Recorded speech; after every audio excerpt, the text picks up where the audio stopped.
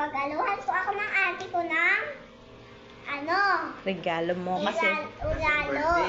birthday. Kasi birthday ko po, kaya regalo niya po ako. Ngayon na yung birthday mo. Ilang taon ka na po ngayon? Ilan yan? 5. 5 po. Oh. Wow! Ano sasabi mo sa ate mo? Thank you po, ate ko. Thank you, Ate Ichi. Wow. Happy ka ba? Ito po yung pangalan ko. Jared. Okay.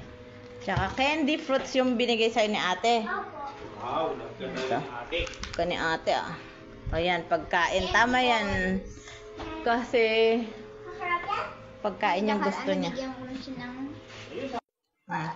Kung sinong gustong regalo po sa akin, pero wag lang po toys.